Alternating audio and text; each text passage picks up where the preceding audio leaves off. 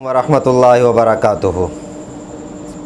आप हज़रात को मालूम है कि जैसे मर्द की ख्वाहिश होती है और उसको कुछ तवक्कुआत होती हैं बीवी से, इसी तरह बीवी की भी कुछ ख्वाहिशात होती हैं और कुछ तवक्कुआत होती हैं उसे शौहर से। शौहर की ख्वाहिश ये होती है कि मेरी बीवी खूबसूरत नज़र आए, बन ठन कर रहे, उसे देखा जाए तो आंखें ठंडी हो जाएं। तो इसी तरह बीवी की भी ख्वाहिश होती है कि मेरा शौहर खूबसूरत नज़र आए, बन ठन कर रहे, वो देखा जाए तो आंखें ठंडी हो जाएं, दिल खुश हो जाए।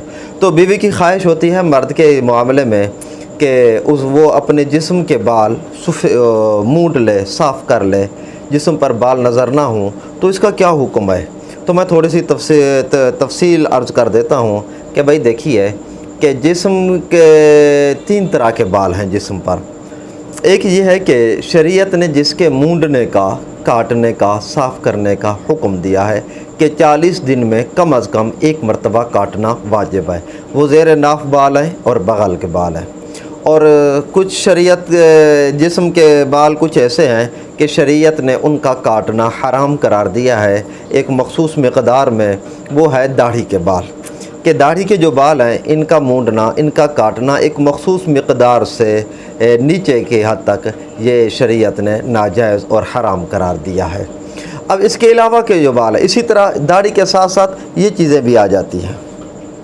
अब इसके अलावा के जो बाल हैं, सर के बाल हो गए, सीने के बाल हो गए, बाजुओं के बाल हो गए, रानों के बाल हो गए, पिंडलियों के बाल हो गए, हाथों के बाल हो गए, इनके काटने का क्या हुक्म है? भाई शरीयत इस मामले में खामोश है।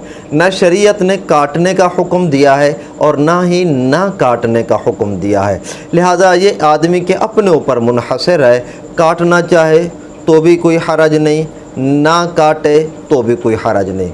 लिहाजा अगर शौहर अपनी बीवी की ख्वाहिश में सीने के बाल, सर के बाल, अपने जिस्म के आज़ा के बाल, दाढ़ी और इसके अलावा अगर काटना चाहे तो खा वो रेज़र के ज़रिए हो या किसी करीम के ज़रिए हो या विक्स के ज़रिए हो, किसी भी चीज़ के ज़रिए हो, अगर इन बालों को वो काटना चाहे तो शरअन उसमें कोई हरज नहीं है। बल्कि मैं यहाँ ये भी अर्ज़ कर दूँ, अगर बीवी की ख्वाहिश पे ही वो ये काम कर ले, काट ले, तो अगले का दिल खुश करने के लिए भी ये करना बायस अजर और बायस सवाब होगा। लिहाजा बीवी की ख्वाहिश और उसकी मंशा का लिहाज करते हुए अगर शौहर ये बाल काट ले तो अल्लाह से कवी उम्मीद है, गुनाह तो दूर की बात है, कवी उम्मीद है कि इंशाअल्लाह इस पर अजर और सवाब मिलेगा।